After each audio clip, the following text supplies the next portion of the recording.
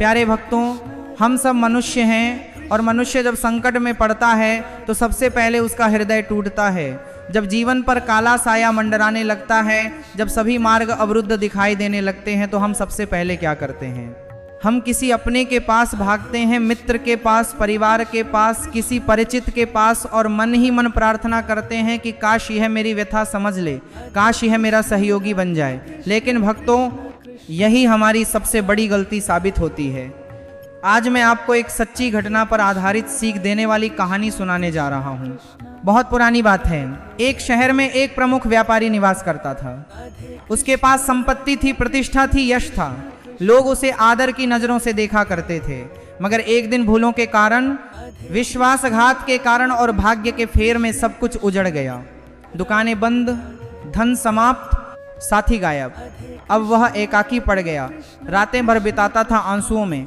एक दिन उसने ठान लिया कि मैं अपने पुराने सहयोगियों से सहायता मांगूंगा।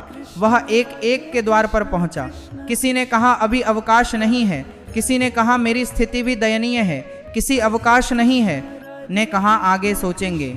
सभी ने इनकार कर दिया। वह और अधिक विह्वल हो गया। थकान से चूर होकर वह एक देवालय के प्रांगण में ठहर गया। नेत्रों से जलधारा बह चली और प्रथम बार उसने मनुष्यों से नहीं, ईश्वर से संवाद किया।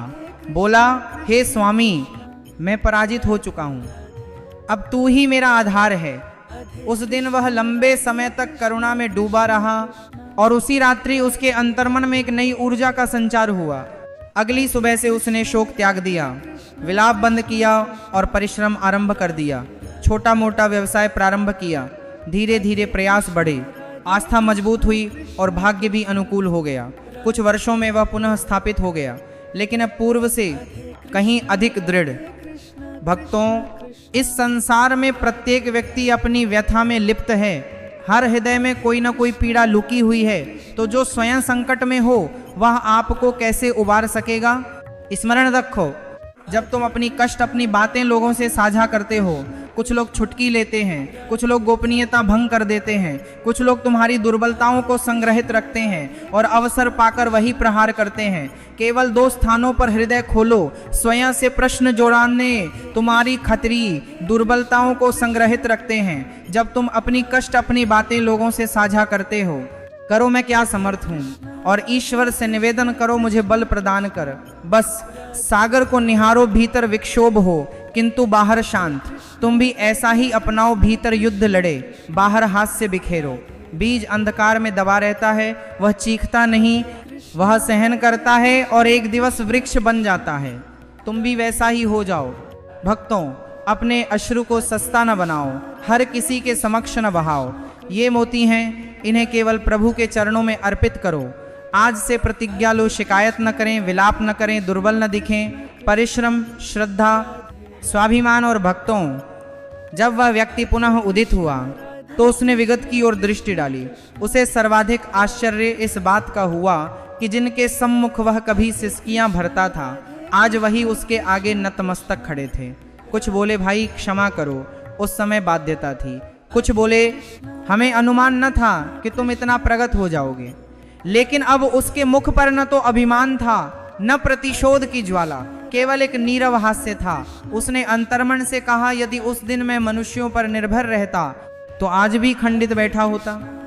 यदि उस दिन ईश्वर का स्पर्श न पाता तो यह स्थान न प्राप्त होता। भक्तों, यही जीवन का सर्वोच्च रहस्य है। जब तुम पतनोन्मुख होते हो, संसार तुम्हारी कसौटी पर कसता है, और जब तुम आरोहण करते हो, संसार तुम्हारे अनुसरण में लग जाता है। स्मरण रखो, विपत्ति में जो त्याग दे वह तुम्हारा नहीं होता, और संघर्ष में जो तुम्हें सशक्त बना दे वही तुम्हारा सच्चा साथी होता है, और वह साथी है ईश्वर। जब रात्रि अत्यंत गहन हो जाती है तभी सूर्योदय का समय होता है। जब हृदय अति क्षत विक्षत हो जाता है तभी ईश्वर उसे नवीन आकार देने लगते हैं। इसलिए यदि आज तुम व्यथित हो, यदि हृदय बोझिल है, यदि प्रतीत होता है कि सब नष्ट हो गया, तो जान लेना ईश्वर अभी तुम्हें संवार रहे हैं। वे तुम्हें गिरा नहीं रहे, वे तुम्हें निखार रहे हैं। हीरा भी शिला से उद्भूत होता है, पुष्प भी मलिन भूमि से निकलता है, और महान पुरुष भी कष्ट से ही जन्म लेता है। भक्तों, पराजय स्वीकार न करो, ठहरना न, विगत की ओर न मुड़ो, बस अग्रसर होते रहो, प्रभु का स्मरण करते रहो और स्वयं पर विश्वास रखो, क्योंकि स्मरण रखो जो ईश्वर पर सौंप देता है, ईश्वर उसका कभी परित्याग नहीं करते। यदि इस संदेश ने तुम्हारे हृदय को स्पर्श किया हो तो लाइक अवश्य दबाएं, टिप्पणी में राधे राधे अंकित करें और चैनल को सदस्यता ग्रहण करें। भगवान आप सबको शक्ति प्रदान करें।